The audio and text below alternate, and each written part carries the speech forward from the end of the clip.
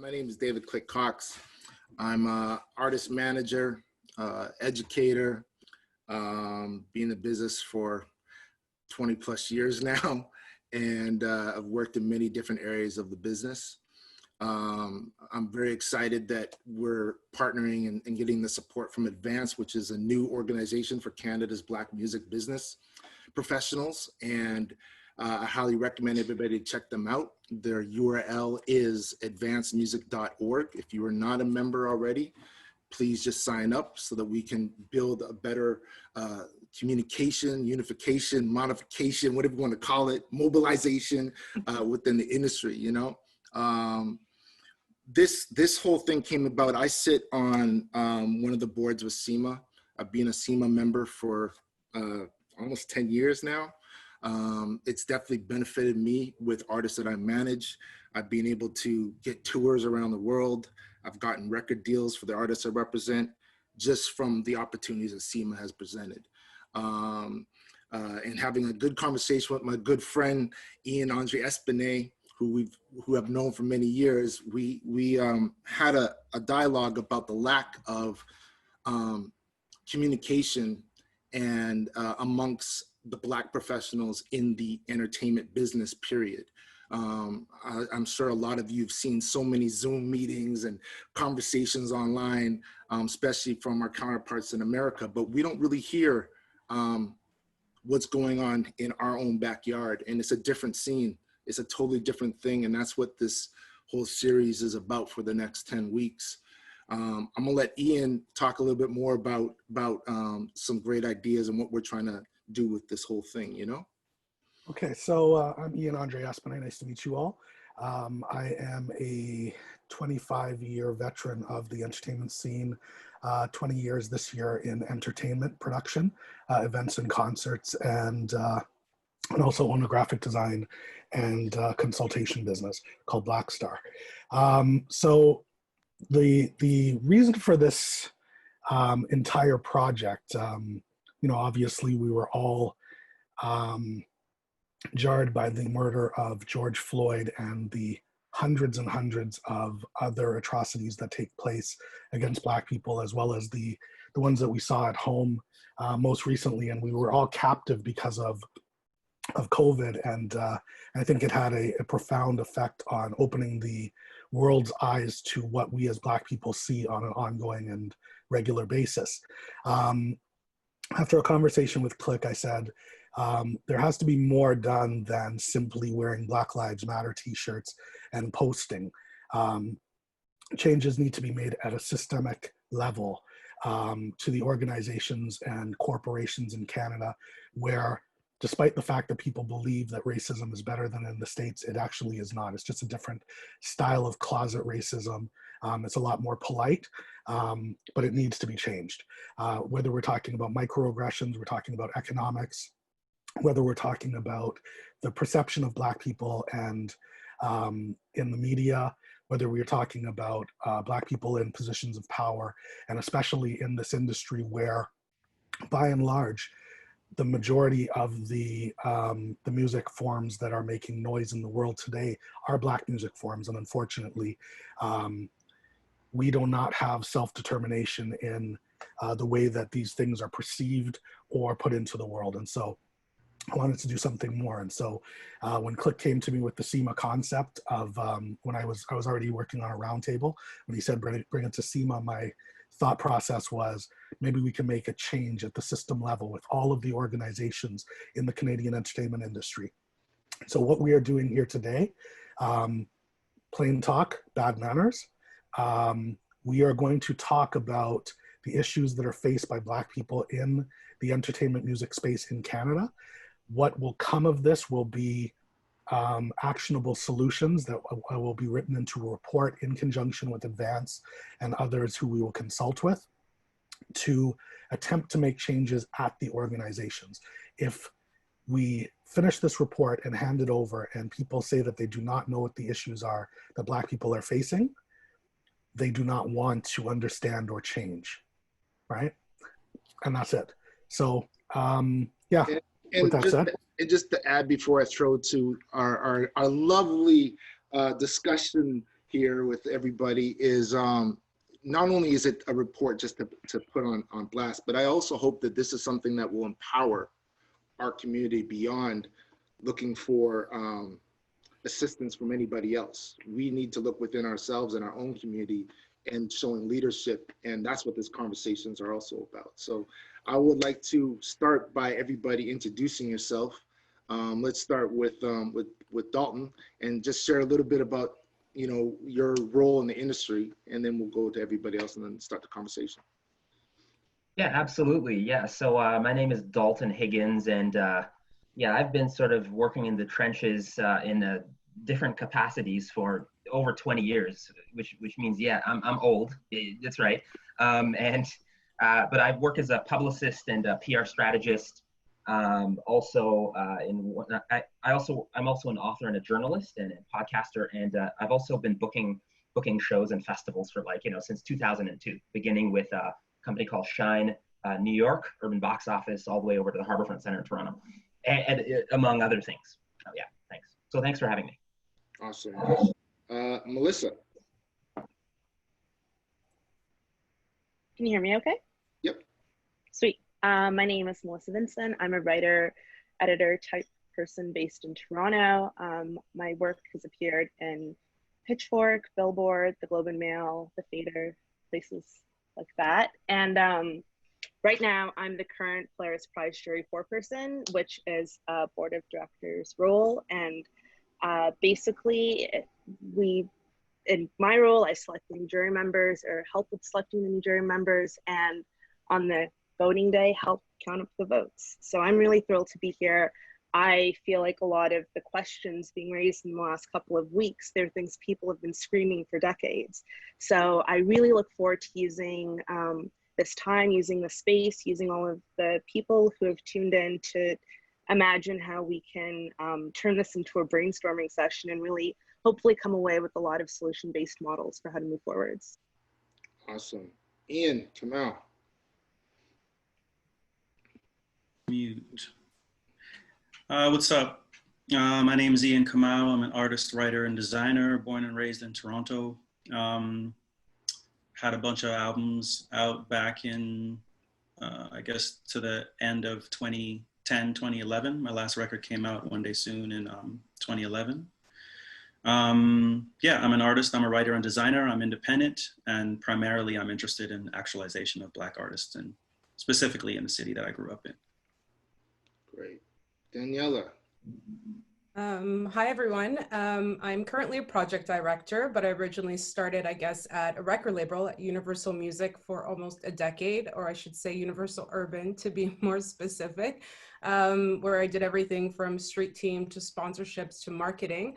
And I guess my career is kind of tethered in that space of marketing, sponsorships, and PR. And I also currently still sit on the board of directors for the Remix project for about, it's been almost 16 years or so since I've been with the team there. So I'm definitely looking forward to having this conversation. It's long overdue. And I guess as someone who worked at a record label for, way back then, I see that a lot of progress hasn't been made. So I think it's amazing that we have this platform to be able to have these conversations and really discuss, where the pain points are and try to resolve those. Awesome. And our last speaker with us, which I'm really happy to have, because the important thing with this whole series is to make sure that we have representation across the country. I have to say there is one person missing. TONYE could not make it today. She was from Vancouver, but we do have Kevin from Montreal. So Kevin, please introduce yourself. Hi everyone, and thank you to the elders for making this possible. So I'm Kevin Amogu. I mostly work in artist management and music publishing. I've been in the game for a good 12 years now, and with a focus in the recent years on artist development, mostly with Montreal-based artists like Shelia, or with French producer MEMS. And as to, you actually sent me the perfect alley-oop, David, because my why is about representation, you know, and what I think is the erasure of Black identity in Quebec music industry in particular. You know? So, Awesome. So it's just perfect to have that type of audience with you guys. Well, I'm going to let Dalton lead this conversation today. I just want to jump in for one moment sorry. as well and just point out something. Everyone watching, you may notice that the entire panel is Black. It was very, very important to me that the conversation be centered on Black voices. I hear all this talk about allyship. You don't call yourself an ally. We'll determine when you're an ally. Allyship and advocacy is about listening. And so I wanted to make sure that we were able to speak in our own voices authentically without any interruption. Now on to Dalton. Yes, Dalton's going to lead the conversation. I don't want to call him a moderator because I don't want him to feel like he can't speak his mind, but you know, I'm going to let you lead it, okay? Okay, thank you. Okay, well, yeah, well, listen, I mean, if not for this pandemic, it would have been awesome to be able to sit in a room with all these exceptional talents, you know, some of whom I know, some of whom I've yet to meet. But these are the, you know, the COVID cards we've been dealt, all right? So we're going to move accordingly.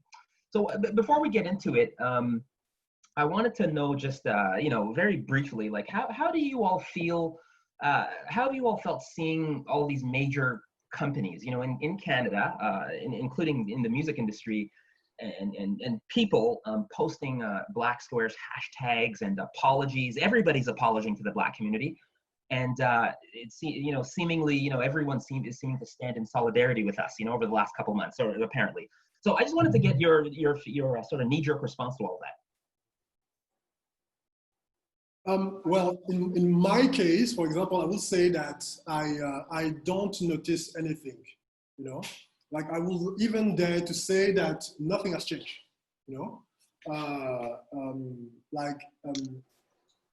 I could even say that, you know, I can perceive how the whole industry was actually eager, you know, to go back to regular programming, you know.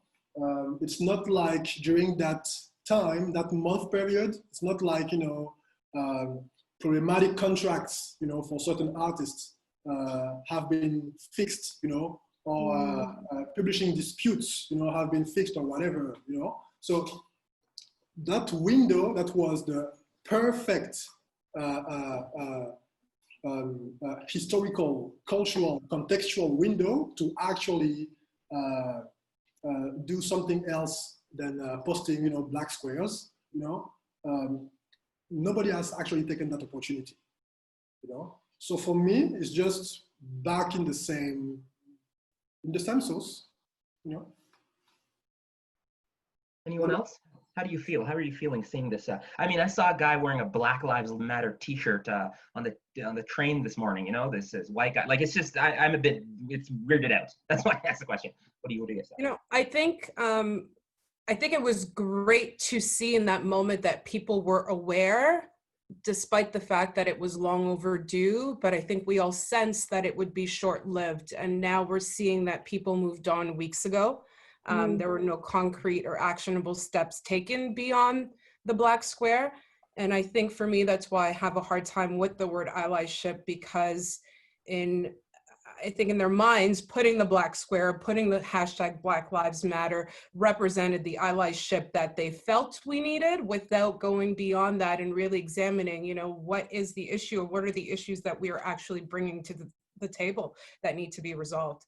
So it's frustrating to say the least, because it felt like there was, you know, a very short window where, you know, finally they're noticing that there is a problem. It's not genuine, but there's a very short window where, you know, we can create these concrete or actionable steps before they move on to something else, which feels like where we are right now.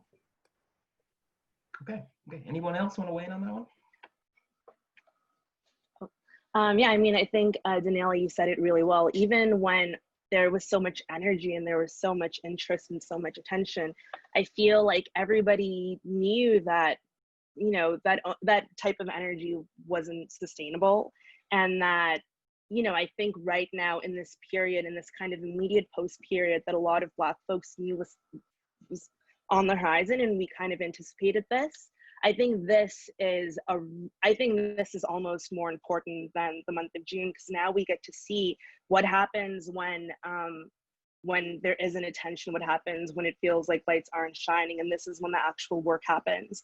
And a lot of that work is going to happen behind the scenes. A lot of that work won't be outwardly celebrated. There won't be black squares to post. There won't be a way for organizations and labels to pat themselves on the back in a really visible way, because a lot of these things will happen in more intimate settings. And I feel like panels like this, after everybody has had a moment to kind of catch their breath and really look at where the dust has settled, now is the opportunity to hold places accountable and to kind of hold organizations who made big sweeping statements to their word, and see how that word actually has materialized.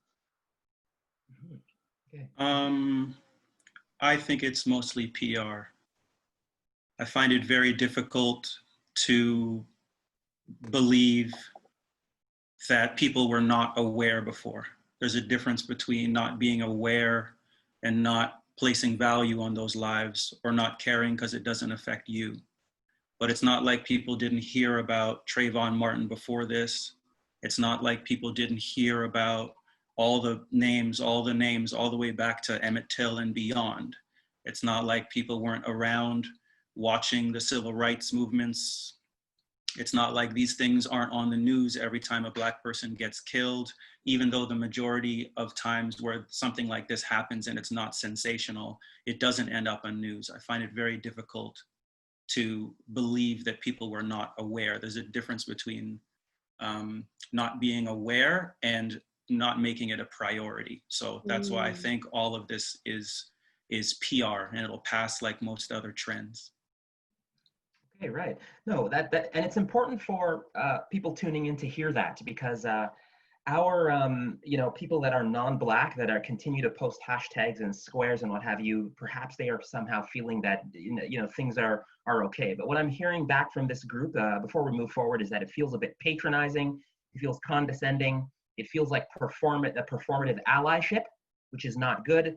It doesn't seem like it's sustainable, and the work's going to happen behind the scenes. And also, I can tell you as a functioning active publicist for the last 12 years that it is PR. What people do in our business, we're able to sort of spin things. We're spin doctors. We're propagandists. So what I can tell you is it's a PR stunt. I mean, when Uber, ride-sharing app, they apologized to me. They said, Dalton, they wrote me a note, Dalton, we are here with you in the struggle. I knew this was going to be a problem. Yeah. So anyways, let's move forward now. I wanted to, sort of personalize this conversation. I wanted to get some really good stories, storytelling, anecdotes from all of the assembled panelists about, I wondered if you can share a tale with the listeners. When you, on your journey in the Canadian music industry, can you share a tale of when you knew something was just not right? So it might have been something that may have happened on your career journey, where you suspected that anti-Black racism must have played some role in the process or the end result. I'll call who to start. Is that okay? Let's do that. Daniela? Whoa, I was just, I'm still thinking. I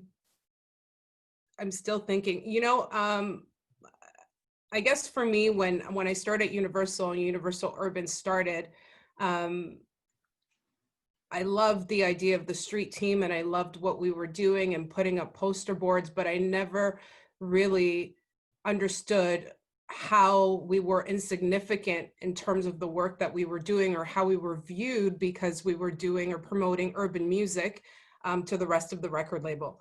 And I think maybe it was in my 5th year there where I was like, wait a second, this music counts for so much of the market share at the time of what we're doing, and yet still, we're looked at as less than, and we have to struggle for a piece of the pie, and we are not invited to those opportunities with some of the major artists that we've now broken to have these major records. So, when nobody cared about Rihanna when she first started, and we were at the forefront, and promoting her to the end. And when she popped, the record label almost ignored the fact that the urban department was part of her growth or her success in promotion as well. You know, so I mean, I have several examples, but I would say for me that was an eye-awakening moment that, you know, we are not like them. And at the time, you know, we were, I guess, Black men and women in that department, and Filipinos with Ivan and Jody. And so I think we were considered, I guess, people of color, but it didn't occur to me until that time that we were treated less than for promoting urban music or Black music. So yeah, I guess that's my example of that. Urban music. Yeah, which also made me realize that that term was problematic at the time. I ran with that term until I was like, wait a second, something's not right. This means something else than what we've given it a meaning to. So it took me a while also to realize, you know, what that meant to others and what that meant to us and how we saw the differences in that. Okay, someone else? Your aha moment, your epiphany. When did you know something was cool? Does anybody want to explain the history of Black music and urban? Ian?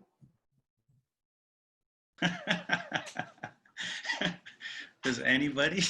You have some guitars in the background, so do you want to talk about rock or any other Black music forms that are? I don't know. I don't know about the whole history. That's a very complicated history, obviously. But I mean, in a nutshell, essentially, we know that a lot of the popular forms of music that exist today, at least in the English-speaking world, but in all over the world, really, the most popular forms of music are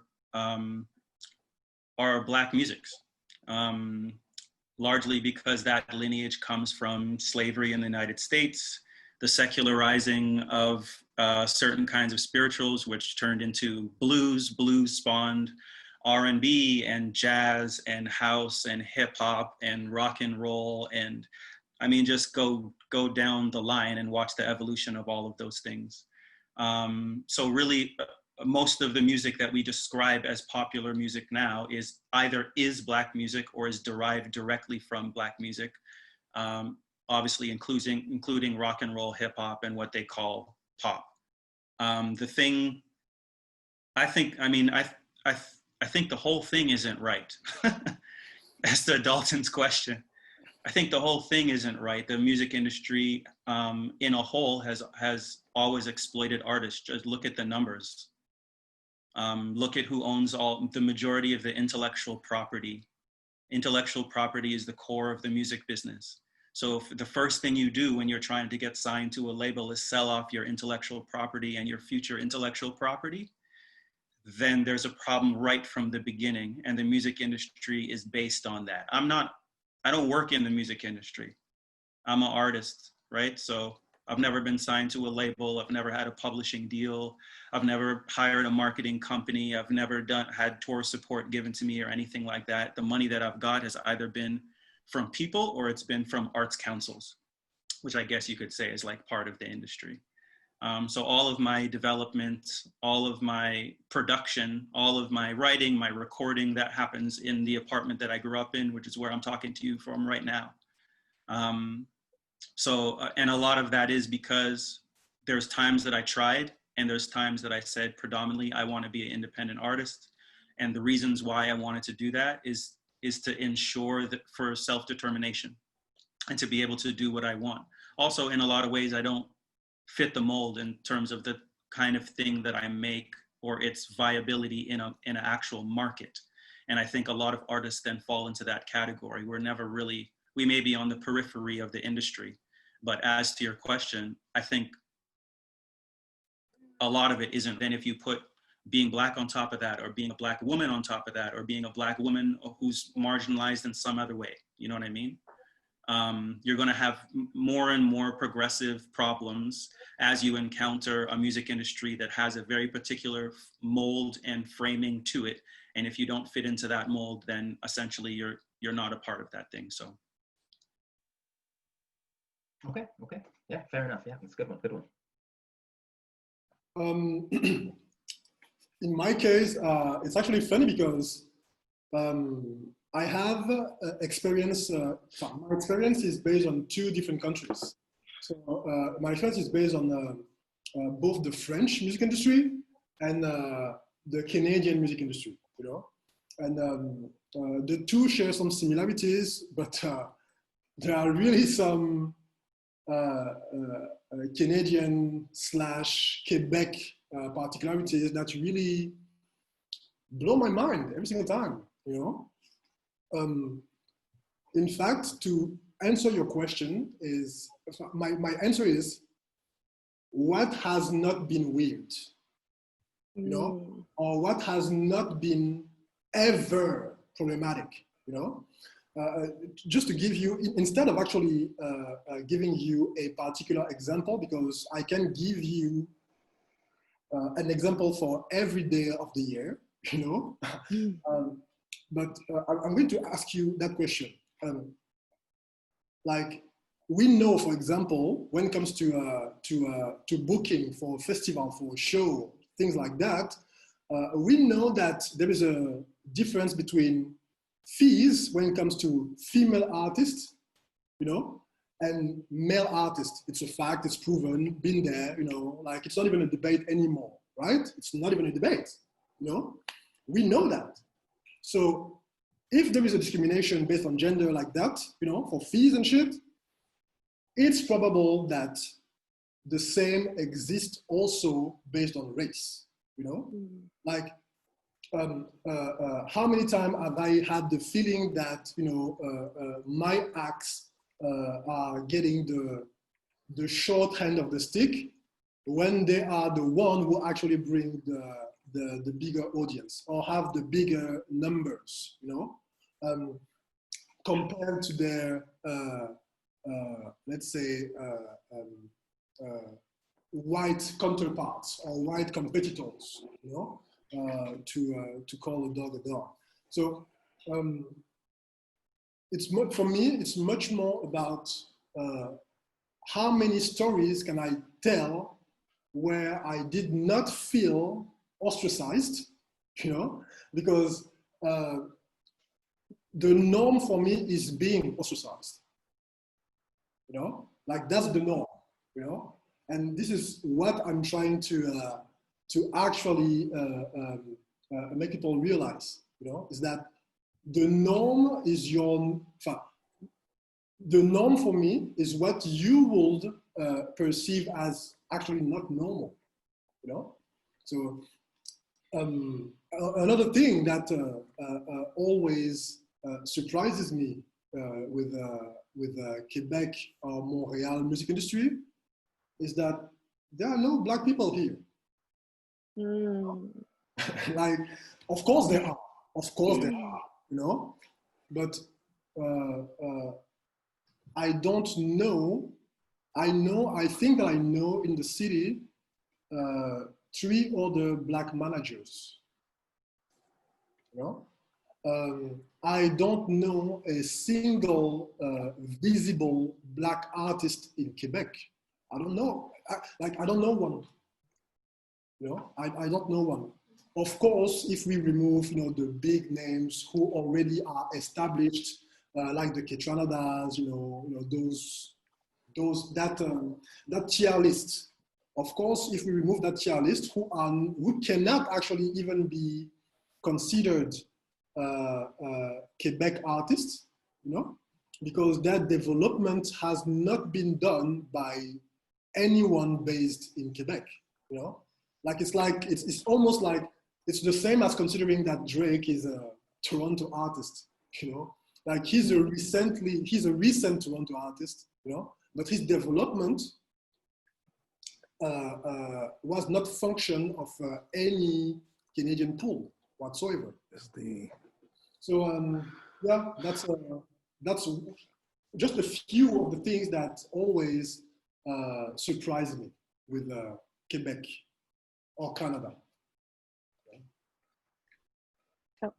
Yeah, I mean, Ian, you spoke about like box fitting and how people don't really know what to do with you when it feels like you don't really fit into a mold. And I mean, I remember really vividly in my late teens, early 20s going to, I mean, I came up in a punk scene, and I came up in a lot of DIY spaces and spaces that had great progressive, strong politics.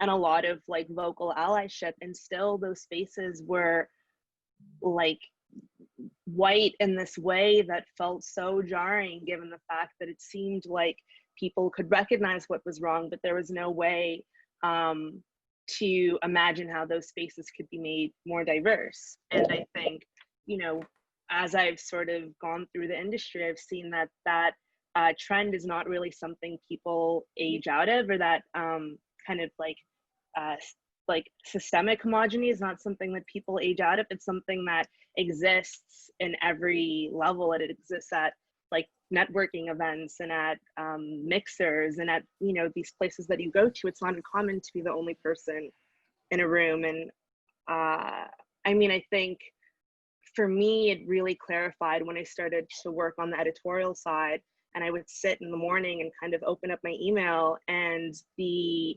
disproportionate amount of white artists that were being pitched by labels and publicists versus the Black artists that were being pitched. And, you know, you imagine, and I mean, Dalton, I'm sure you can speak to this, the amount of money and support and attention that goes into putting together a press release. Like, it, you know, made it really clear that the resources that, you know, provide a very specific elevated engine to certain artists, that really wasn't being shared equally.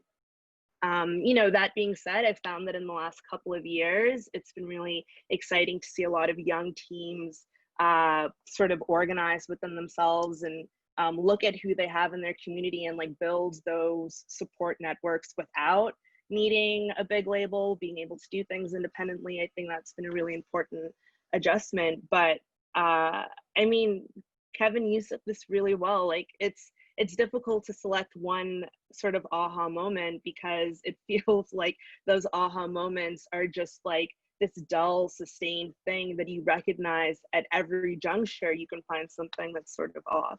So I think the fact that now there are spaces to speak about those things more candidly feels like within conversations about systemic change, or what systemic change could look like, we can really use that as a chance to interrogate that what looks normal isn't good. Like, that's not what we should be trying to return back to, that we are all sort of collectively tasked with imagining something that's different. Right, right. I also wonder, and we can get into this, you know, if this conversation takes on a different shape or form, if we're having this conversation, if we're living in the United States of America, because you know, on my end, like in this, we're all interconnected in a kind of an interesting and unusual way, but like even on my end, from a publicity standpoint, like I see all of this, all of the above, you know, this sort of permanent state of discomfort, you know, because, you know, when we take on clients who are obviously world-class talents, but then they have no attachment to a major, you know, management company, for example, or even a booking agent. So then as a publicist, I think to myself, you know, if I'm able to generate all this attention to you, but there's no, you know, powerful management company, booking agent attached to that, the ceiling can feel really low, you know? So that's kind of something I see like 99% of, you know, African Canadian artists. So when we talk about, you know, and this other idea too, you know, this permanent state of discomfort, kind of like KRS-One, just had to throw in some old school hip hop, but he said this, you know, this rhyme or lyric. I can't replay it back verbatim, but this idea of there can never be justice on stolen land, you know? It's interesting that you all are sort of echoing that kind of sentiment, kind of saying like, holy cow, if you look at the core, the root of Canada and the Canadian music industry, it's an uphill battle, you know, since its inception. I want to get into, you know, can you share some examples of, you know, things tied to when we talk about like microaggressions, macroaggressions that you perhaps might have experienced in the industry? And the reason I say this is, you know, when I'm rooting this to Canada is that, you know, in Canada, things may not perhaps seem so obvious, all right? You know, there's an argument that the racism here, anti-Black racism here, might arguably be deadlier because you don't even see it coming, you know? It's so incredibly subtle, you know? Outside of the music industry, we know that over the last number of weeks, there have been 5 nooses that have been hung at different construction sites. Like, so maybe it's more coming out in the wash now, but in Canada, it is very different. A lot of us, we like to spend a lot of time patting ourselves on the back for being so intrinsically multicultural. But when we look at the actual stats and the facts, We're not seeing any of that. So can we talk about being in Canada and this idea of microaggressions, subtleties, because I think that's what's really getting us here, you know? Can you speak to that?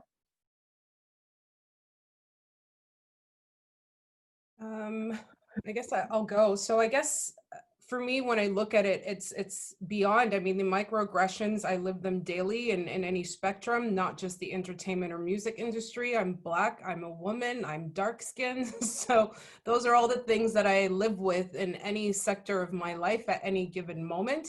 How does that pertain to my experience in the entertainment industry? I would say the same way. Before I open my mouth or I say something, I'm seen as a dark-skinned Black woman, and I'm seen as a stereotype in a boardroom of being too aggressive or being too strong, or when really that's had me questioning my ability to get things done certain times in a boardroom based on other people's perceptions of me. And when I worked in the music industry, I worked with all men. So I would say they've kind of coached me in a way on how to, close the deal or get things done. So my approach would mirror sometimes some of their advice, but wouldn't be received the same way. And often because I was a dark-skinned Black woman walking into the room, when the results would have been different if it was coming from men or from a Black man or from a non-Black man. But I think as Black women, we face the double oppression of being, Black women walking into those spaces, and that follows us continuously. So the microaggressions are countless, but in the boardrooms, those are some of the things that I've faced, from my natural hair to, my tone or my approach, or smile more, or you look, too aggressive, or you're speaking too strong, be kind. So the list is countless. And like you said, it's a bit frustrating and tiring that now we have to engage in this education of all of these microaggressions that we've lived throughout our lives to people, like you said, Ian, that apparently just found out about it. They didn't just find out about it, they were ignoring it. But I think it's so taxing that now we have to go through this process of explaining to people what a lifelong microaggression looks like, and all of the instances where we've experienced microaggressions in our lives. Right.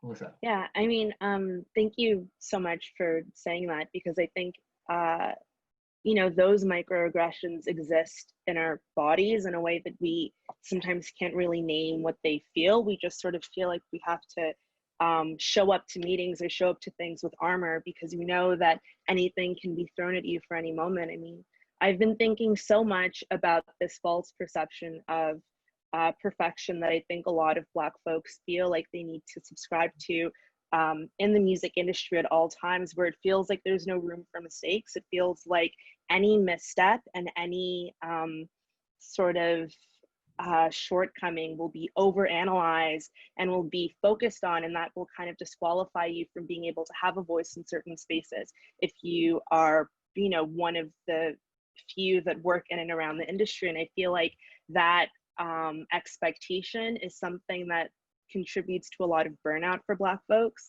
It's something that kind of, I've seen a lot of friends of mine go through, how taxing and how devastating the impact of that can be. Well, you're dealing with microaggressions and also dealing with sometimes being the only voice in a room and feeling like you have a responsibility to speak for everybody and speak for an entire group and speak for a monolith when you still are an individual person. So, I mean, I think for folks that are listening, really educating yourself on what those microaggressions are something that is an incredible first step. I mean, there are those resources exist now, I think, more easily and more accessibly than ever. But I think, it requires, for folks in the music industry, taking that one step further and thinking through what do those microaggressions look like in boardrooms? What do those microaggressions look like when you're sitting on a Zoom call and you're figuring out who you should invite to play a Zoom live stream, or who you should invite to a panel like this? I mean, I think that those conversations need to be really informed, that folks coming to them need to be really informed. So when they come into contact with Black artists and Black music industry professionals, they are, for allies, they're already trying to self-check and self-correct the ways that they might be accidentally perpetuating microaggressions. And I mean, it's funny because I haven't really spoken about this before because it didn't really seem like a big deal at the time. But a couple of years ago, I did like a CBC TV thing. And I obviously have natural hair. It's like something that I've had my entire life. And I remember before going on, there was a woman in the makeup room who like was like, we have to like fix this part. Like, and she used this like glue stick thing to try and like fix the part of my hair. And I remember sitting in front of the mirror and watching this happen and like really trying to figure out what language I should use to prevent that. And you know, when things happen in spaces like that, where it's controlled and it feels like you're being celebrated, like those tiny things can still slip in and they can still affect the way you're able to do your job.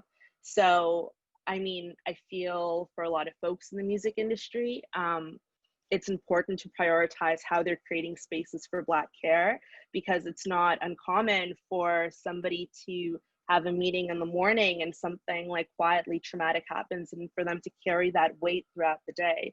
And I think, you know, there's, you know, the systems need to be in place to sort of protect workers and to sort of safeguard them at all times while they're moving through the industry. A story that I actually just remembered is a few years ago, I was mentoring this kid, and to make him like basically like a young manager or whatever, you know. So I was bringing him at most of my meetings, rendezvous, all that, you know. He was a white kid, you know, and and surprisingly enough, for some reason, I still don't know why, you know, at those meetings, whoever I was going there to meet was talking to him, you know, and not to me, you know, or they were assuming, you know, that he was the boss of the company, you know. So in their mind, like the concept of me actually running those operations was not even fathomable, you know, which made me realize something, which made me realize that in part, I don't know a lot about the rest of Canada because I've spent 10 years in Quebec, you know, so I don't know a lot about the rest, of the situation about the rest, you know. But one thing that is clear to me after 10 years in Montreal is that this part of Canada is afraid of Black leadership. This part of Canada has a clear issue with Black success stories, you know. This is why, for me, there is even, for me here, a template as to the type of Black artists, you know, that they care about, you know. It's going to be that trappy, ignorant, druggy kid, you know. That's the template offer, you know, for a Black artist who wants to believe that he might have a chance, you know, in Quebec, you know. And for the female artist or the femme artist here, is going to be the only way is the over-sexualized way, you know. That's the only way for her to even have a chance of getting a little bit of attention. So that's on the artist part, right? But what I also notice is that there is a shortage of Black managers. So, and this is how I make the link with the fact that anything that has to do with Black success story in entertainment, or the creation of Black heritage or Black leadership around here, this is something that they don't want. Even at my level, to in a way to go to your point, Daniela, I have always been considered problematic because I talk with confidence, you know, I speak like someone who knows what the hell they are doing, you know? And those traits, those characteristics, when they are attached to black skin, and the darker the tone, the worse it is, you know, it's perceived as a threat, Yeah. you know? And this is why I was like, it's easier for me to say anecdotes of when I have not been perceived as a problem than the opposite, you know? So, Thank you. Ian, did you have anything you wanted to? I wanted to steer the direction of the conversation into the systemics of it all, the overarching rationales for why these things are happening. Daniela started to speak on being in the urban department at the organization, at the music label that she was at. And one of the things that I was, that I'm very, very intrigued and interested in with all of you is what you think can be done at that level. These are things that are intrinsically built to keep Black people out.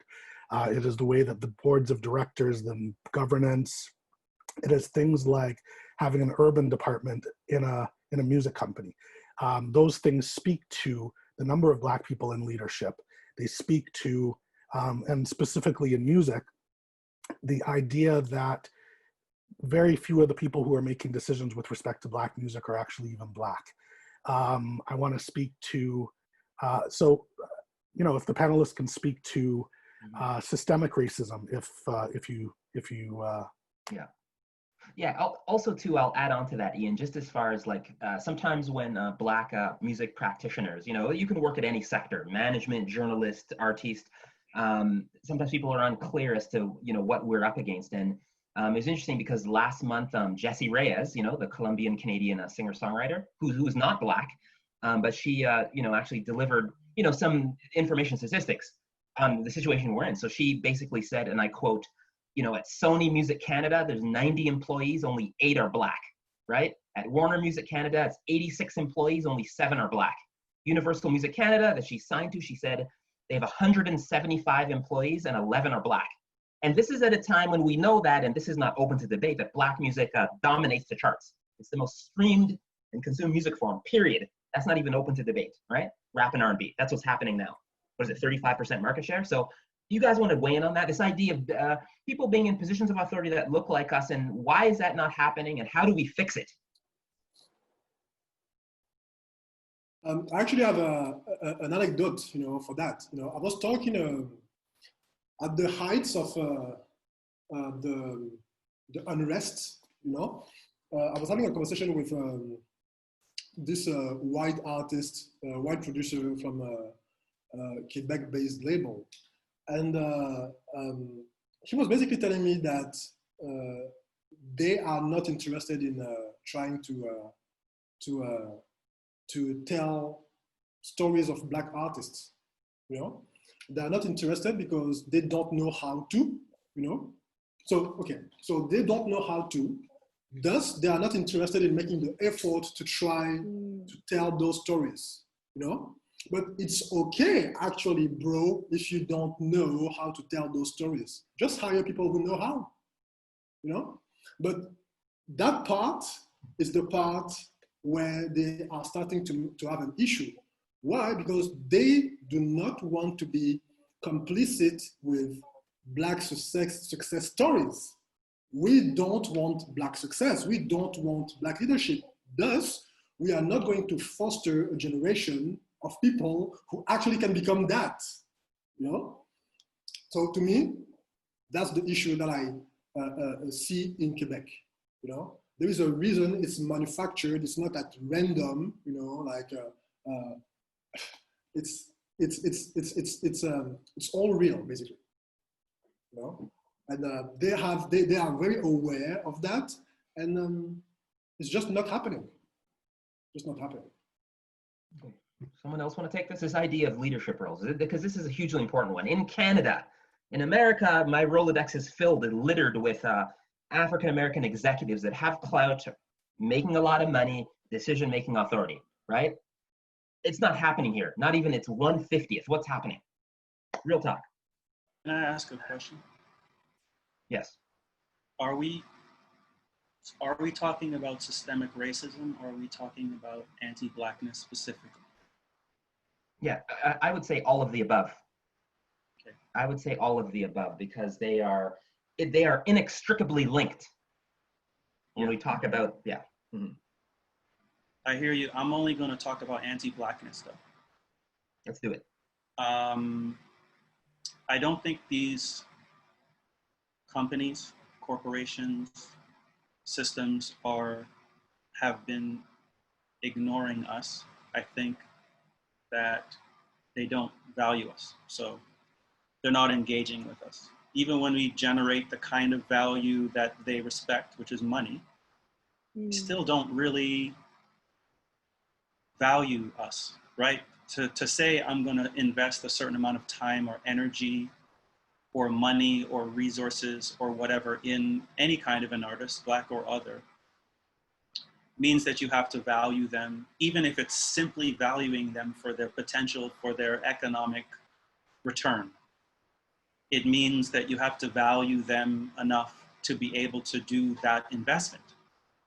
Music is not something that just springs forth, right? It requires time, energy, talent, skill development, networks. It requires, obviously, towards a certain place, it requires press, publishing, the selling of intellectual property. It requires tour support and project it requires so many different things. It doesn't just make money right off the bat. Canada is about 10% of the population of the United States. It's physically larger as a country, so that has implications for touring, obviously. Our Black population in Canada is something like 4%, like Canada, not Toronto, something like 4 or 5%. Even with 10 times as many people in the States, also there is a higher percentage of Black people in the States. And so that means that there is an industry, right? Like it generates a lot more money than the Canadian music industry or entertainment industry generates. Plus half of our media is American media anyway. Like en masse people in New York are not watching CB, you know, like, and so I think part of it is what that means in terms of risk. So if I'm making something and I'm in Toronto and my goal is either local or national, knowing that, you know, the population is 35 million or whatever it is, and that some smaller percentage of that is Black people. If my assumption is that it's only Black people that consume Black products, you know, like Black cultural production, which is hugely not true. That's almost never been true. One, if that is the assumption, that's going to mean something, even if we're talking about places like Flow, et cetera, for advertising dollars, et cetera, because you're looking at a much smaller pocket. And at the end of the day, it's like, okay, there's a risk factor that then if you add in racism, colorism, anti-Blackness, homophobia, etc., you start adding in all of these different things, then the choice that I'm going to make about who I can take a risk on is going to be a different kind of choice than if I'm sitting with Steve Stout or Damon Dash or Puffy or any of these people in the States where they have an enormous infrastructure around them. Most of our Canadian artists are not, especially the successful ones. Obviously, the elephant in the room is Drake, but there's Weeknd and there's Daniel Caesar, and et cetera. Most of our artists, they're operating on American infrastructure. That money doesn't, unless they choose because they feel like it, that money doesn't actually come back to this country or to the other individuals that are inside of this country. And then we see that a lot in all kinds of arts industries where what happens is artists are doing whatever they're doing. Institutions are saying we want to support Black artists, but when it comes down to it, we're actually moving all of our resources into America. So we never develop an infrastructure, right? Or we hire Americans to do stuff, or those are the ones that we put the majority of the energy into, et cetera. And so nothing can develop from that. And so I think part of it is just a reality of living in a place that is physically bigger than the United States, but is also directly next to some of the biggest infrastructure for cultural production on the face of the planet. It's much easier to jump on a plane for an hour and go to New York than it is to stay in Toronto and build what would be 100 years of infrastructure in the record industry. Here in Toronto, the easier thing to do is to go to Universal Music Group as opposed to go to Universal Music Canada. Okay, so yeah, I want someone else to take that on. You know, if we're saying here that our scene is so rooted in anti-blackness at its core, white supremacy, what do I tell Josephine Rapper, who happens to be African Canadian, about trying to make it here? Do they get the hell out of Dodge? What do I tell them? Like, I want to New York. Because go to New York. Go to New okay, York. Go to London, England, go to Johannesburg, go to a big city that has very big and dense population. If you want to get grants and stuff, stay here, but find your market in a place that is big and dense and has a desire to see the thing that you want to do. When I put out my record, I did 7 shows in this entire country, 7. 2 of them I organized myself. 3 of them were organized by Dwayne Morgan. 1 of them is because I begged Saul Guy to open for Kanan at Massey Hall. You know what I mean? And then Jesse, who was working at Manifesto at the time, got me to open for Roy Ayers. Then I went to South Africa and did 32 shows for easily 2 to 3 times as much money, plus they paid for everything. I came back and I stopped doing anything here. Right. Okay. I need you all to weigh in on this. This is a very important, because we can do a mass exodus, right, to Atlanta. We can do that post Zoom conversation. We can do this. But because we live here and are, you know, I guess hyphenated Canadian, some were born here, others bred here, do we have some sort of accountability, you know, to our country, home country, or do we just do a mass exodus? I'm not disagreeing with you, Ian. It's fantastic, brilliant, but we're here. So what do we do? Melissa. I think Jan has a point. I think he has a great point, you know, but I would change just one thing about what he said, you know. In my experience, I will say that it's better to stay in Canada, you know, because you are still in a small pool in a way, you know. So moving to New York or moving to LA, to me, you just go in a bigger pool where there are a way stronger competition, you know. When you can actually, you know, stay in Canada where you know for a fact that the offering is lame anyway, you know. So it's easier to get noticed if you do a good job. Now, where he's absolutely right is that basically, long story short, I don't have any example in the last 10 years of a Canadian act that has had an extra local development strategy that managed to cross over. I don't have any example. If you guys have one, just one, I'm absolutely down to listen, right? So having extra local strategies, development strategies, has proven to be not working for any Canadian, whether they are at within the independent circuit, you know, system, or the major system. You know, there is just no one. No one. So, for sure. Okay, I need to hear now. This panel, you know, is great gender balance, so I need to hear from Melissa, Daniela. I need to hear on this point, okay? Because with us men, we've not intentionally, you know, taken up some space, but I need to hear from Melissa and Daniela on this.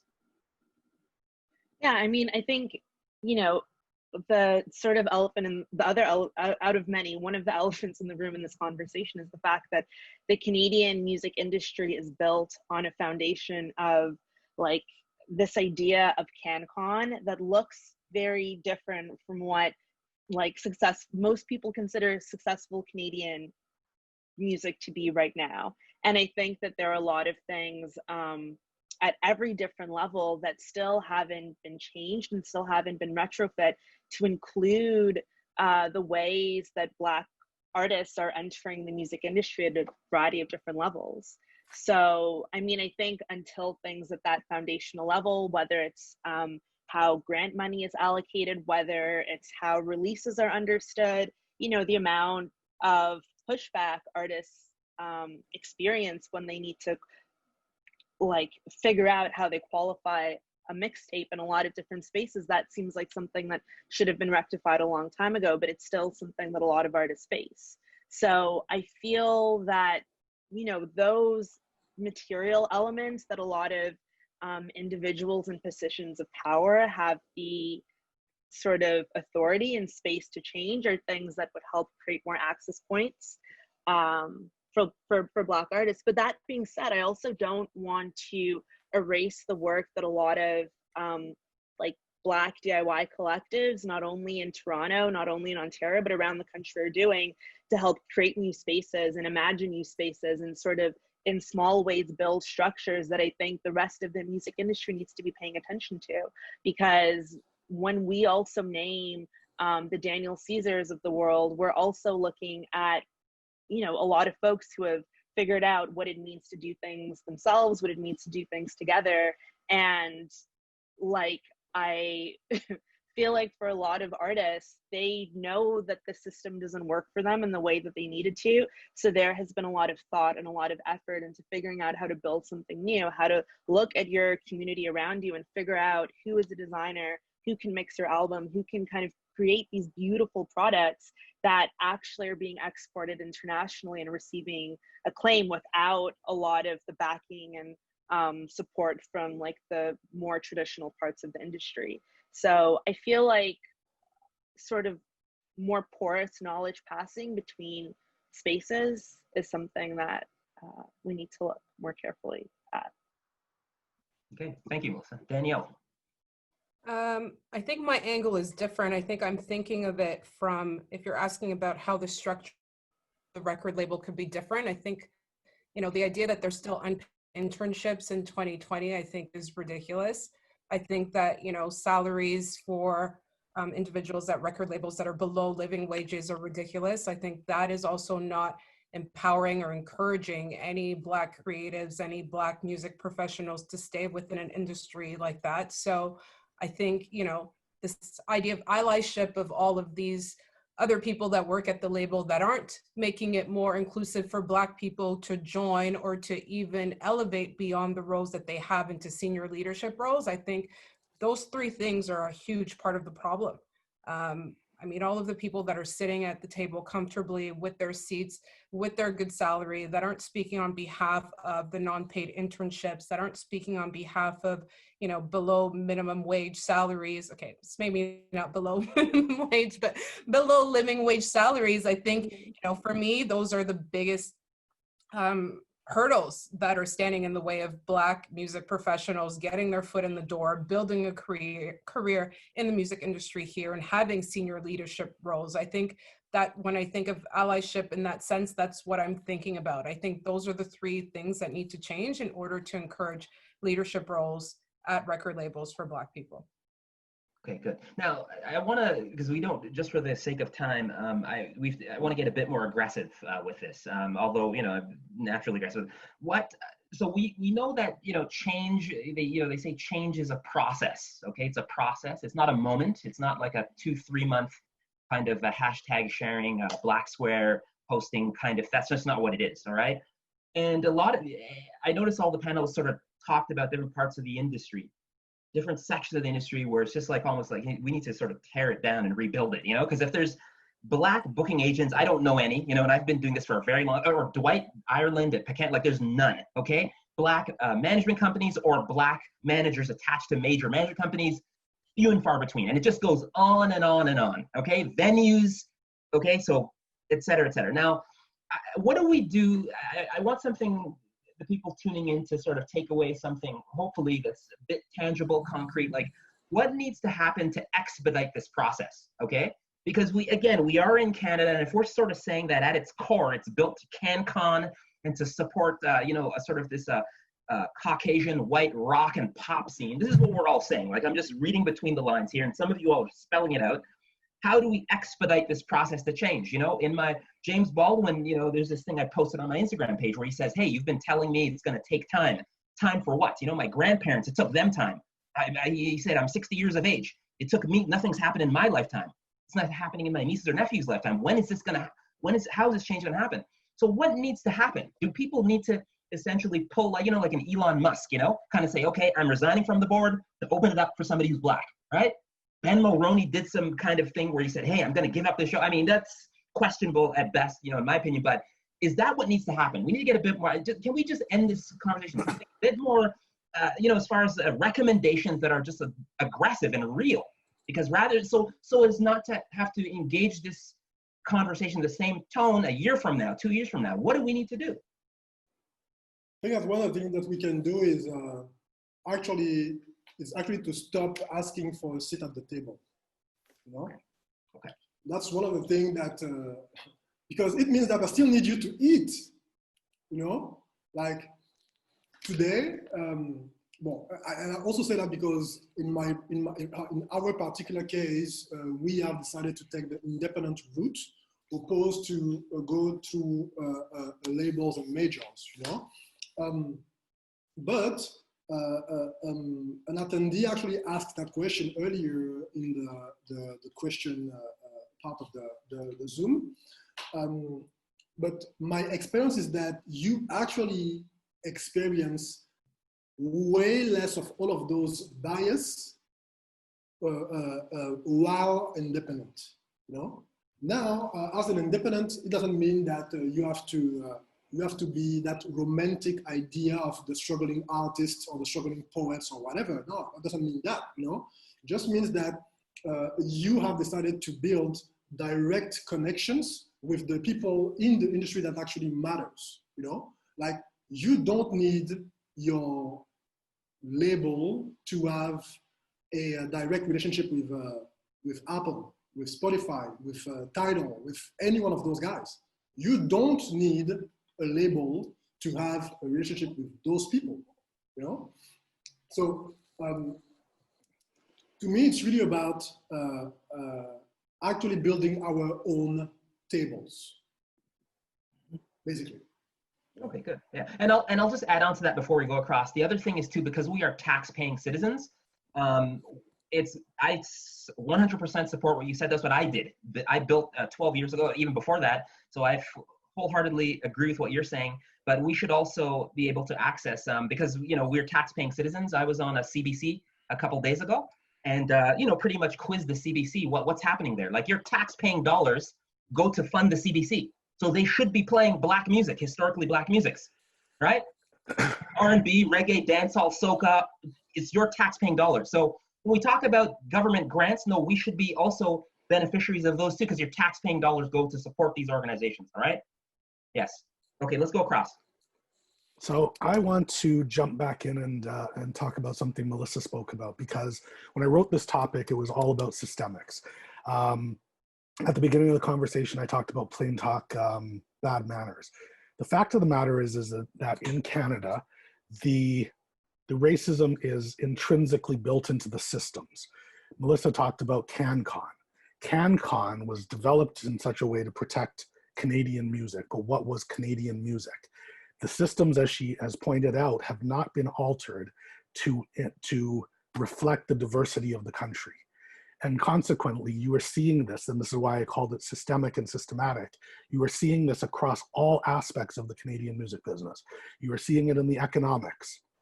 Who are on the boards of directors who make the decisions as to where the money should be allocated? Is it going to polka? Is it going to hip hop? How are those boards of directors? How are the constitutions developed in such a way as to keep out or to let in people? How are the systems where the media are concerned constructed to keep out or let in people? And how do we break those systems and fix them so that we have representation at these levels? Daniela is on boards of directors. How do we increase the number of people at boards of directors? If Melissa has a product, and say the product was a woman's product, and when you go to a funding source, all the people on the funding source are men, and they're like, oh, that product wouldn't work, but they don't have the faintest idea whether it works because they're men. right? Like, how do we change that paradigm in the music industry to reflect in economics, in representation on boards of directors, in governance, in executive levels in record labels? How do we create the next level, the next generation of Black music executives? How do we get the existing Black music executives to the next level? Right. Right. And can I add a piece too, with urgency? Yeah. I am with urgency, right? This is the piece. This is what I want to hear back from you all. We can't, I'm not going to, a lot of young rappers that I represent, they're not going to sit around and wait for the Canadian music industry to, to acknowledge their efforts and concerns. They're going to get the hell out of Dodge. So with urgency, can anyone speak to this? And internally and externally, like, Yes, Kevin totally. is talking Melissa? about. Yeah. Yeah. Yeah, I mean, I think I don't want to seem redundant about this, because I know the representation is something that has come up again and again and again, but I think that that is something that to me feels so obviously urgent, in the sense that there are a lot of brilliant, smart, curious Black folks around the country who are doing this work in small spaces, that they're not hiding their work, that work is out in the open. And I think that organizations and institutions that want to make that quick, urgent, large-scale change can look in their own backyards, can scroll through their Instagram page and find people that they can pull into those positions. But I think it's not enough to just put people in roles. I think that, Black folks going into positions of leadership, figuring out how to elevate to, those higher executive levels, also need to be given training and need to be given support in a way that's equitably provided. So when they're there, we're setting people up for long-term success. We're not setting people up to fail because we're not doing our homework and just putting people in positions they're not being prepared for. And I feel like that's a good place to start. I think that we haven't yet seen what a properly representative music industry in Canada looks like. So we can use that as a foundational baseline and imagine what work needs to be done on top of that, because that is step one of 1,000 different steps that need to happen in order to actually change the system. I mean, we don't have the time to get into this in this conversation, but change the system in a way that doesn't, perpetuate capitalistic patriarchy, that actually tries to form and recreate something that's radically different. So, I mean, there are micro examples in different scenes around the world who have thought about how to do that and what that looks like. And I think, we love to wave this flag of Canada being a cultural mosaic. I think that there are a lot of international examples we can pull on how we might want to recast and reframe our music scene based on what has been successful in other parts. Yeah, that's good. So I like that. Succession plan. For example, if you work at one of the major labels here, you are a CEO, CFO, COO, you can sort of take, of which there are plenty, progressive, forward-thinking Black staffer, put your arm around them and say, hey, we're grooming you for CEO, CFO, COO status, succession, right? Yeah, and I think it's a matter of thinking of how do you do that without tokenizing people? How do you actually do your homework and figure out what it means to give somebody a voice that's not conditional on them, being your box check. What does it mean to put somebody in a position where they can enact legitimate change? Okay, Ian, do you want to weigh in on this? Ian, me, Ian? Ian KAMAU. There's multiple Ians in the chat. Yes. I think it depends how you want to approach the problem. I think if you're invested in continuing to develop music industry for the benefit of Black people, then I think more Black people in positions of leadership who are not just Black people, but are critical, are dedicated to Black people. There's a lot of Black people that are Black and not dedicated to Black people. Yes. A lot. And typically those are the people that get into some of these positions. So that doesn't even count to me, right? Mm-hmm. So Black people that are invested in the things that we're invested in, we want to see Black people be at the table in that system in a way that represents the population and represents the amount of value that Black people are bringing to the cultural industries in this country and to the world, if you in fact are invested in the system. I don't know how many of the other people on this call are artists like me, but I would also say that is that's a long game where you're investing money and energy, time, etc., in a particular system that historically has been marginalizing us. Don't get me wrong, I like Sarah McLachlan. I was sad, when Gord Downey passed. Like, I love that music. Mm-hmm. That's not my music though. Well, wait. It is my music, but you know what I'm saying. So I think there's that. But I also think for artists, young artists, artists who are roughly my age, I'm 40 years old. I think you don't have that kind of time to be helping to support developing this entire industry that has been actively marginalizing you for long before we were actually born, So if you are invested in it, I appreciate your investment. And I think all that for artists who want to be artists and who don't want to spend a bunch of time developing an industry, I think divest from the industry. I think that means everything that Melissa and Kevin said.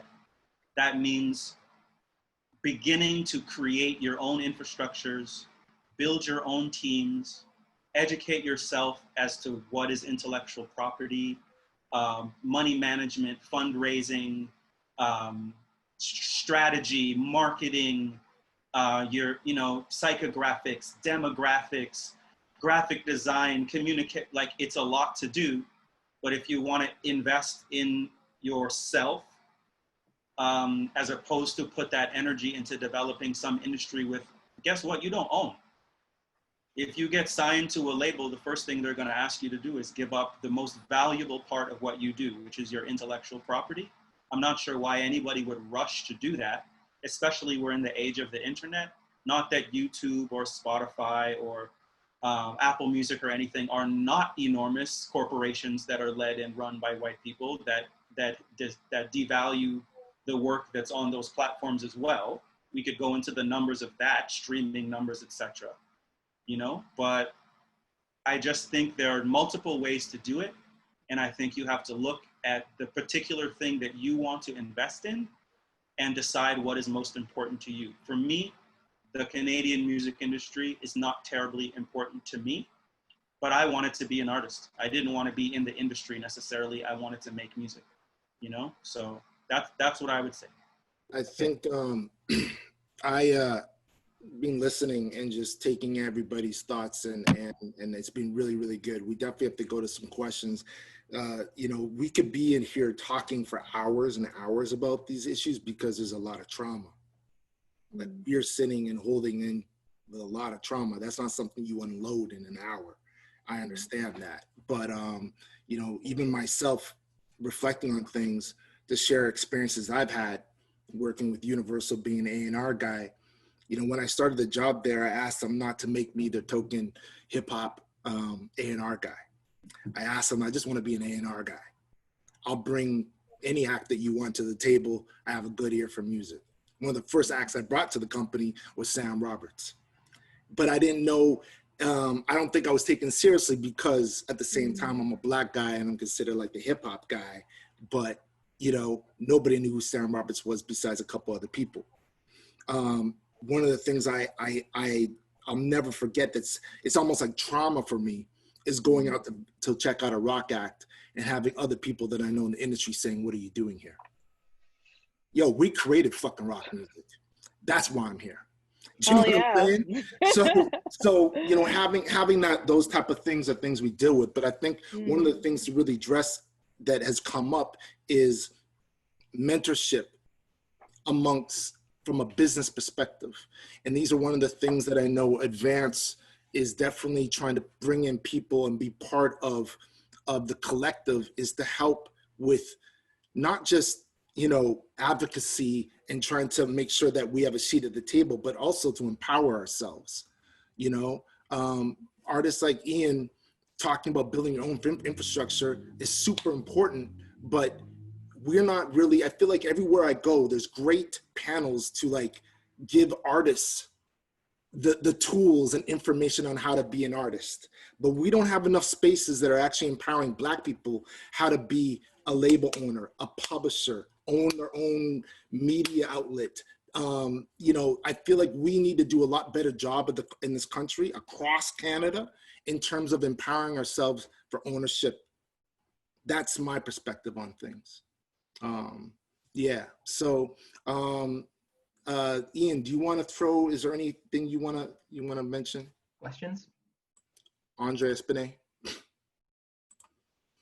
Unmute yourself. Sorry, Can we take some questions? Yeah, Yeah. so I've been looking at some of the questions, and I think one of the most important ones that I've seen here is a question that steers the conversation again, and I don't want to be harping on systemics, but that is what the issue of this topic is. How would you say that systemic racism, racist policies, racist practices have impacted your progression in your respective areas, in your respective professions?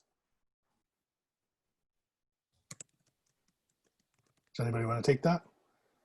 Like the systems that are in place in organizations, grant organizations, festivals, booking agencies, media spaces, things that have stopped you from moving up, glass ceilings, things that have stopped you getting onto board of directors, like you have to have a referral letter, things of these sorts, systemic issues. What are those systemic issues that have blocked your progression in your respective career spaces?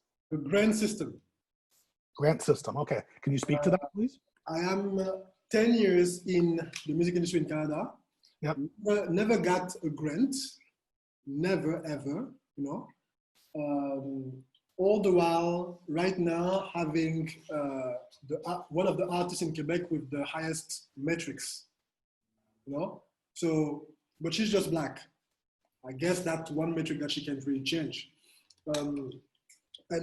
So basically, what I'm saying is, if the Black acts, you know, are the one who either don't get recording or distribution contracts, you know, and it's the same people who also never get access to funding, you know, to even do it as an independent. To me, it almost looked like there is an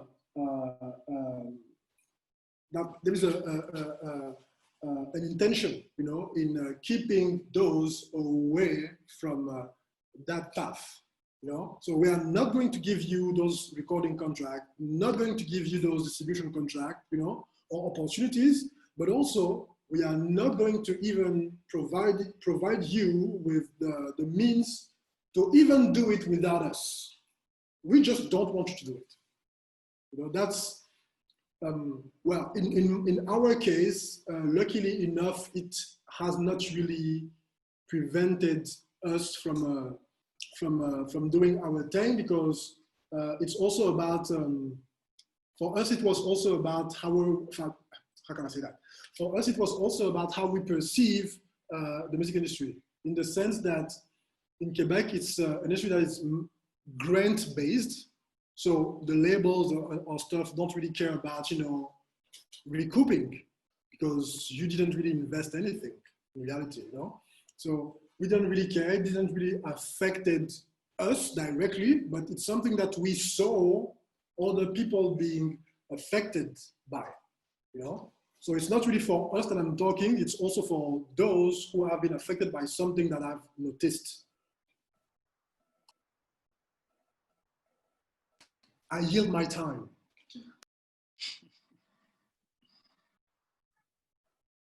You're on mute. Sorry, I'm muted. Does anybody else want to speak to systemic barriers to their progression in the music industry? I would say equitable pay and support barriers within the industry, for sure. Can you say that again? I think you. It cut out. I didn't know if it was me alone. Yeah. Oh, sorry. Equitable pay and support internally inside the organization, I would say, were two major reasons or things that I felt were lacking in my career. Melissa? Yeah, I mean, David, thank you for sharing your experience early A&R days at Universal. I mean, I think, you know, institutions just not really know what to do with Black music industry practitioners who fit outside of a mold. I think, you know, my background is in a really diverse range of music. I like everything very much, and I think it's only been very recently that people know what my taste is and know what I can write about and will ask me to write about things that are not very clear examples of them wanting a Black writer to tackle something because they don't really feel confident enough to tell Black stories. So, I mean, I think that's something that, you know, the media industry as a whole has to grapple with in a really intimate way, because it's not only writers and editors and publishers who experience this. I think that the way that narratives about artists are being shared publicly is something else that, you know, I think as a writer and or as an editor, always trying to push back against. So I feel maybe being vocal about that and trying to push back against that might be something that I've experienced in terms of a roadblock.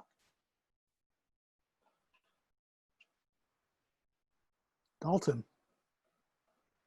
Yeah, I mean, I think because just for the sake of time, I mean, there's just some really important points. I mean, oh boy, I mean, I think this idea, I could sit here for quite literally hours and list out things that, you know, just from a PR standpoint, oftentimes, you know, Kevin mentioned this interesting thing about Black excellence, Black leadership, and, you know, often, you know, many times over, like we outperform, you know, outthink, outmaneuver, and you know, still aren't offered this, you know, so that's been, you know, said and done. But I think a couple things, just takeaways for the, you know, the people assembled here today.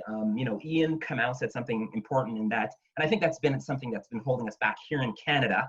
I keep coming back to Toronto, you know, I'm based in Toronto, Canada, is this idea is if you incorporate someone who is Black and of African descent, but and you know, you tick off the box, so you have that, you know, tokenism, you know, we're very, it's you know, one Black guy, one South Asian, one Indigenous, this is what we do well in here in Canada. Because you're Black, and this is maybe a challenge to non-Black hiring entities, executives, doesn't necessarily mean that you are tapped into the Black community, you support the Black at all. It doesn't mean that. Okay, so in Canada, there's a lot of that happening. All right, so that's an important point we need to make. Also, to you know, I'm not here to handhold or, you know, provide sort of educational tips. There's a lot of grown people in here. So if we're having to somehow, you know, defend our contributions to rock, to reggae, to hip hop, I'm not here for that. That you could Google that shit, you know, Click said, you know, rock and roll. If people think that Melissa Vincent works, you know, as far as alternative, you know, musics as well, in addition to other things, and she just happens to be Black. But yeah, you know, just Google rock and roll music, Google punk, like, you know what I mean? Like Bo Diddley, right? Chuck Berry, Little Richard, like it's all there for you. So I'm not here to sort of handhold grown adults as to the history of historically Black musics. But what I am here to do is to say, we need to hear, you know, expedite this process of change in Canada, right? Because it's too slow, it's glacial. And like I said, the rappers that I represent, R&B singers, some EDM acts, they're not going to sit around and wait for a slow moving Canadian bureaucracy to sort of manifest 9 years from now, you know, right? This is hence why, you know, Kevin and Ira, I guess we're saying, you know, get out of Dodge. We're not gonna wait around. So if anybody in the group here, if you can sort of stick some comments in the comment section, in the chat, and the questions, how to expedite this process so that Melissa Vincent, when she's my age, many years from now, she's not wondering why, you know, as far as, you know, gender discrimination, she's a Black woman who works in, you know, alternative music spaces, we're still having this conversation because it's incredibly frustrating, you know?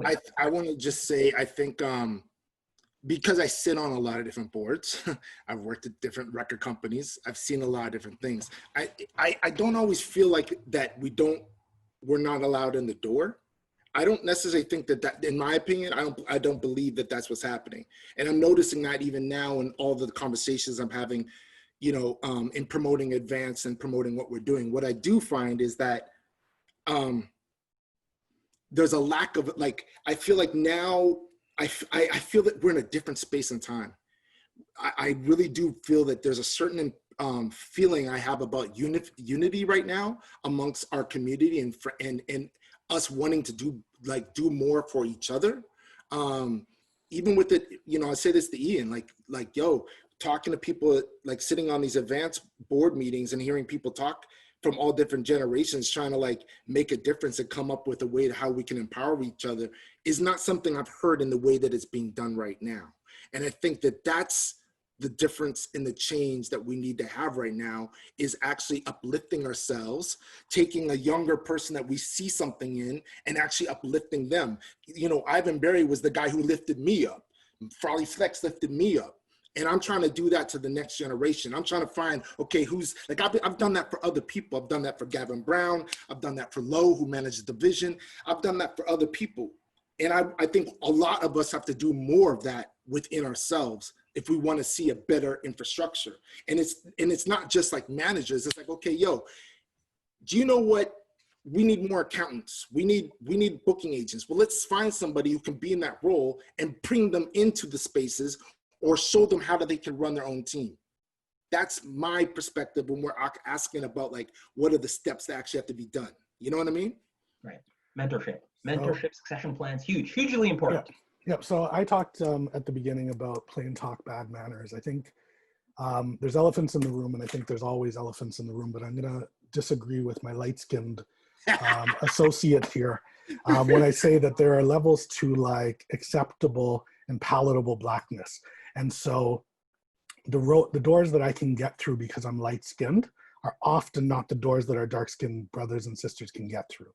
And I think that's a very, very important point to think.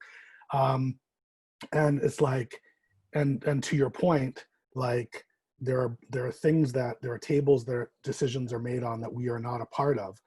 We need to be on those tables, but we need to be first on those mailing lists, and we first need to know the information. And that is the systemic problem, in my opinion, with the Canadian music industry, because there are people on tables who are like, well, I just don't know where to find them. And my question to you would be, well, then why do you have a job?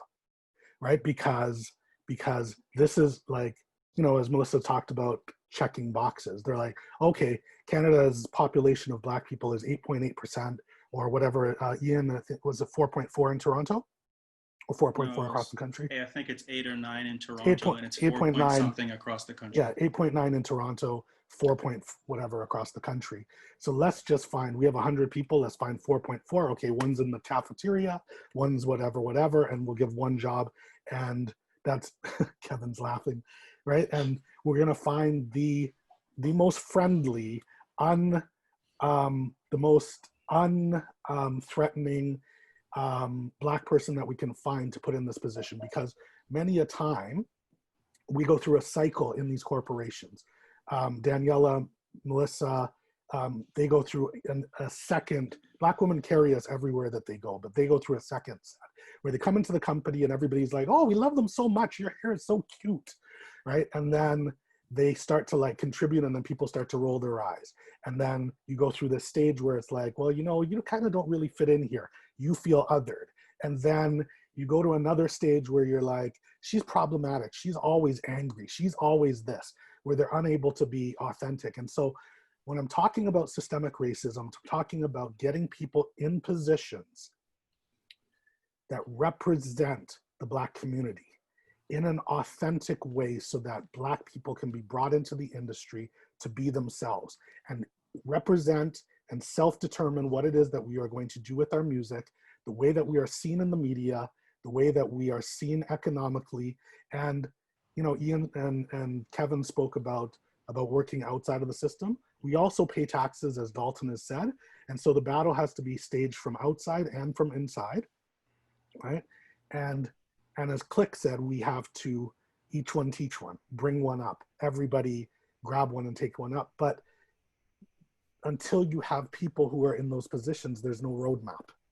And I think that's the key in the systemics conversation, which is representation at the very top of it. That's just my 2 cents. Yeah. And I think something else I just want to add to that, because everybody has said a lot of important, brilliant things, and I hope that there's a lot people are taking away from this. I just want to remind not only the panelists, but the people who are watching, and Dalton, you alluded to this in your comment, but this is not an easy conversation to have. This is something that is heavy, and this is something that holds a weight, and this is something that can be triggering for a lot of folks. And I think the fact that this conversation is happening online, we're not going to have this moment where things end and we get to mingle and talk and debrief and decompress and kind of heal from the weight of this talk. So I would just kind of encourage everybody afterwards, if you'd like to get in touch with somebody from the panel, if you want to get in touch with your own community, to sort of like allow yourself to heal from this conversation, because this is a heavy weight to hold in your room by yourself and not have any place to externalize that further. So I just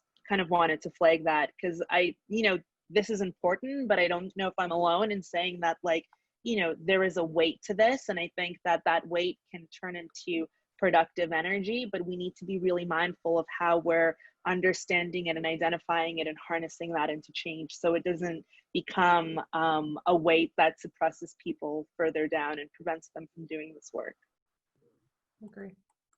Absolutely. We need to wrap up Yeah. because of time, and this definitely took longer than anticipated, but I really appreciate everybody coming and sharing it. And I hope, we did go through, I did read a lot of the questions, and I hope we did answer some of them. Just to keep in mind, there is some questions that are very, like, for example, there was a question about radio. We are having a panel that's addressing media next week, Tuesday. Again, same time, we actually have a panel of people that work within the funding organizations and that have access to explaining more about the economy and how economics works. So, again, thank you everybody for your time today. I would like to go around with maybe some final thoughts from everybody. If there's something else you haven't really shared, but a quick final thought would be great, Dalton, go. Yeah, sure. Final thought is, I think, in Toronto or Canada in general, Toronto in particular, I just run into daily just these brilliant, magnificent, savant-like music industry practitioners, artists, burgeoning managers, up and coming booking agents, and it just goes on, DJs. And I'm just asking, from the bottom of my heart, that we give these people a chance, because they're not being given a chance. Growing up Black in Canada, our parents tell us this, sell us this idea of we have to be 10 times better than someone who's Caucasian to get half the results. That is a load of garbage and bullshit. Okay, and so it's 2020. And if someone is equally, as capable as, a non-Black staffer at any of the labels, at radio, in the media, they should be given that opportunity. All right, and that's my piece, because it's not happening. I don't like this idea of us sitting at the bottom of the, when we talk about the economics of the music industry, not lack of opportunities. It is not acceptable. It needs to change now. This is why I said urgency, right? I have children. I'm a father. I don't want my 14-year-old son to be having this conversation 3 years from now, much less 10 years from now. Okay, so that's the level of seriousness that needs to be brought to these discussions for anybody that's listening and tuning in, especially people that work in the music industry. Okay, this is real. This is our lives. This is our livelihood. Okay, so we need to step our game up. That's what I would say, Click. Those are my final thoughts.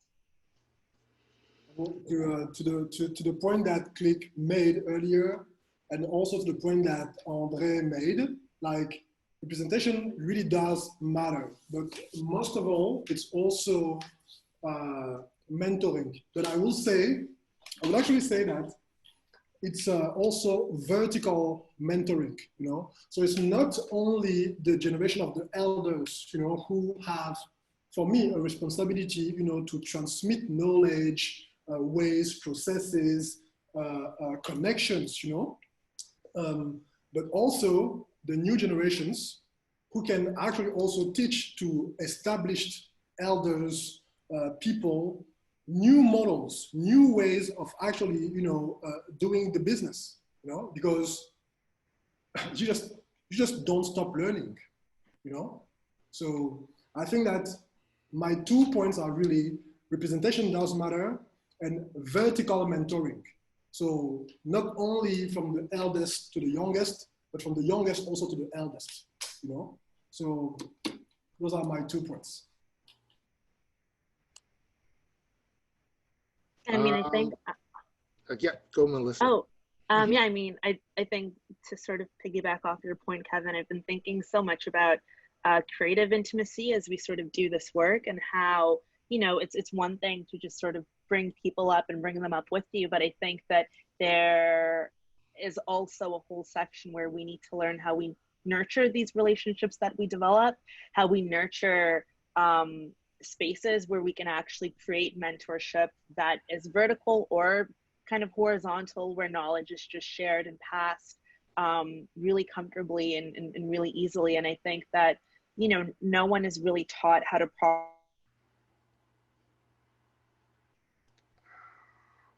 Melissa, you're frozen. Oh, shucks. All right, let's go to Ian KAMAU. Ian, are you frozen too? No. You just my heart is frozen. Bars.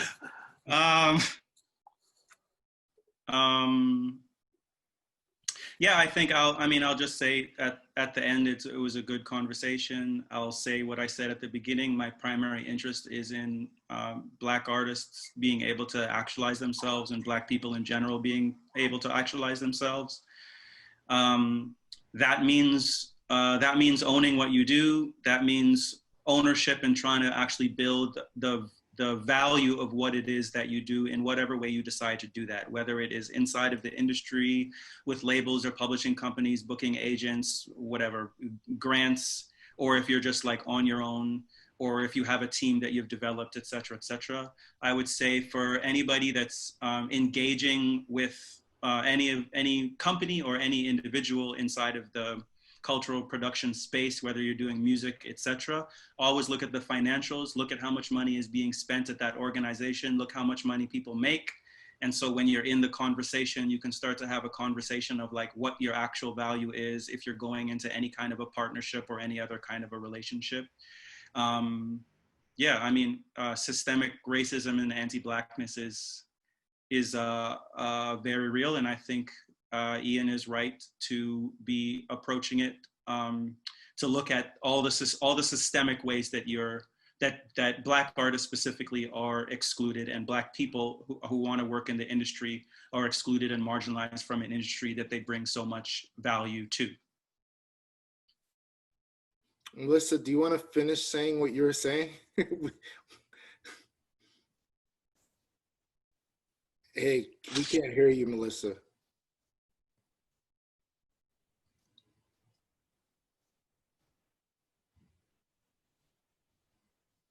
Try again. Can you hear me? Yes. Oh, sorry, I got kicked off the call, but yeah, sorry, I'm not sure where it stopped, but I feel like I've said enough, so I wouldn't mind providing space. No, you hadn't said no. We want more, Melissa Vincent. You have not said enough. No. You need to do a podcast. Should all do a podcast together. Yeah. We have a couple of really, really great questions. Do you want to? Well, Daniela. Oh, sorry, Daniela. I'm so sorry. Oh, it's okay. It's okay. It's okay. I guess I don't have much last words, but thank you for creating this space. I think this conversation is needed. And like Dalton said, you know, with urgency, like yesterday, this change is needed. So I'm happy to see that organizations are forming, people are coming together to create these dialogues and create these discussions. So I look forward to seeing this immediate change and mobilizing to really make something happen. Thank you, Danielle. Also, Danielle, can I thank you for, she's frozen. What's happening here? Daniela. Am I frozen? Yeah, okay, there you go. But I thank you also for rooting earlier on in the discussion around, we were talking about anti-Black racism and white supremacy, and you were able to sort of root it in, you know, issues tied to color, you know, colorism and natural hair, you know, these types of, you know, things. So that I think that was critically important to this conversation. But this is coming as a very, pro-Black individual myself. So I personally appreciate you sort of rooting it in anti-Black racism and white supremacy. Thank you very much. Great. Ian, do you have a last remark?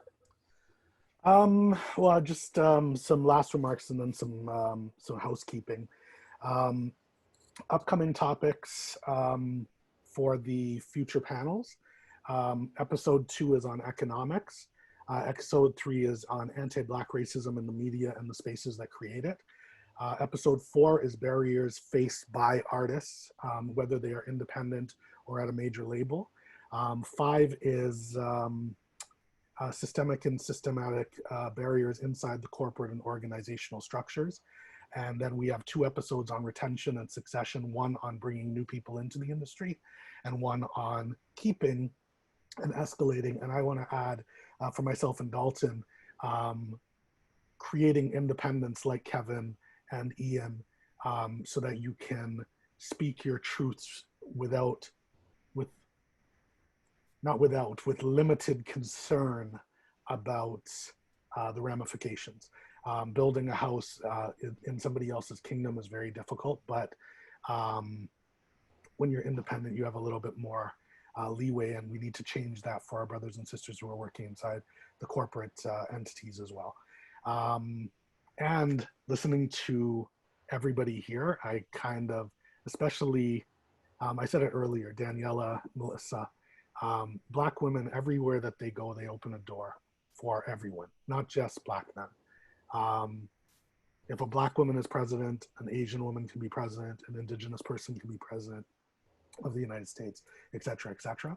But the young people on this call as well, I'm like, thank you guys. Kevin, Melissa, you guys keep saying thanks to the elders. I'm like, Daniela, you're young too. Ian, you're young. Dalton, you're old. I kind of am, yeah. Click. Yeah, just, one thing I'll say to everybody is that one thing that we can do better is sharing information. And this is what this is all about, is sharing information. It's like I've been able to access a lot of funding, Kevin. I can help you with that. I can give you insight into where the funding is. It's being able to help each other up when we don't know the answers. And unfortunately, my generation sucked at that. I think we were a lot of crabs in a bucket. I think that we sometimes still are crabs in a bucket. And the only way we're gonna uplift each other is to actually take ourselves out the bucket together. You know what I'm saying? So thank you all. I really appreciate your time and much love, See you all next week.